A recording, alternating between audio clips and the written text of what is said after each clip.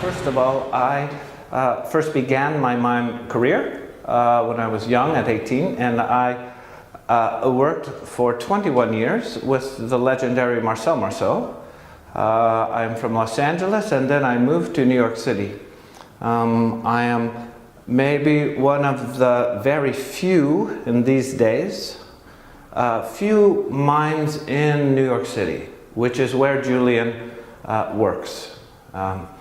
So at one point he called me, he and his partner actually, called me for a project, maybe 2004, and it never happened. And then many years later, Julien called with this idea that you see now. And he came to me with 3 images, or 3 scenes, all to speak about, meaning to show the public how we, the public, how a human being sees art from different points of view.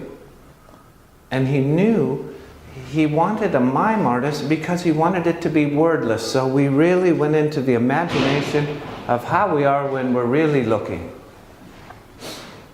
Then he told me, and reminded me just the other day, that the piece with the hands, he didn't come to me with.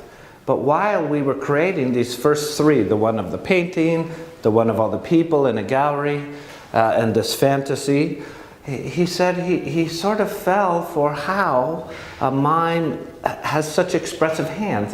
And within a month or 2 of creating the first few plays, he said, listen, now I have an idea. I want to just, as if you see the hand. One of the students outside even said the handpiece was almost like video art. So, which I enjoyed, she said it, because Julien does video art and wanted this live, so maybe this is why it has that texture. These stories, scenes or images really in a certain way, are different than what I would write to do my stage show, because they're not necessarily beginning, middle, and end stories as much as they are, let's say, they're almost like poems, you know, images.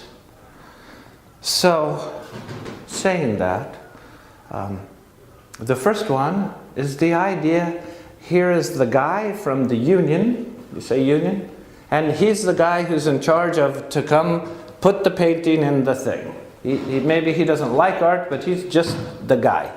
And during it, he realizes, now I understand painting. So he looks at it like it's a Monet. He looks at, sees the comic tragedy, and it's about him sort of being taken in by art. Let's say how I think Julien sort of thought, here's a way to show how sometimes we never see art, we think we don't like it, and immediately, boom, something pulls us in and we're hooked forever. So this was scene of image 1. Second image is, for me, most like Alice in Wonderland. And I think for Julien, abstract art takes you in a place you never expect. And this is why, from this small box, it becomes fantasy of a world of images that overtake us, that pull us in. Alice in Wonderland going through little doors, and just the different things that sometimes I see it as abstract art versus an impressionist type thing. Last piece is the most Julien, in a sense, for me. He says he goes to many gallery openings. He goes to the museums, it's what he does. And he says, and you see people from behind, and this is why it's all from behind, as if you're standing and you see a group looking at many paintings. And the characters, he pretty much told me, these are the people you see. You see, he first had, you have the art historian, yes, rather. Yes, this is blah, blah, blah, and this is her student. Yes, okay, teacher, yes, I understand, right? And then you have, oh my gosh, those two, I have to say that the father and son I added. I wanted the idea that they, like the painter guy, that the father was pulled into this museum because of his son or daughter. And how sometimes it's our children that teach us something that we either never knew or have forgotten. So they came later. So we have art historian, and then we have the the guy on the phone. We call him Mr. Wall Street. He's come there with his wife, but he doesn't care of the art, and he's still trying to make deals. And the wife is so upset that, you know, every time I take you to the museum, you don't pay attention, and it's such beautiful art, and there you are on your phone. So they have a little thing, and this is why in the second recap, when I play them quickly at the end, we see him, even he's so taken at the last painting, he even throws away the phone. He's like, okay, I get it, right? So he converts, as we say. And the final guy, this guy like this, he's what Julien calls the collector. Boring. Boring. Maybe. And then he's taken and drawn in. So these are the archetypes, sometimes we say.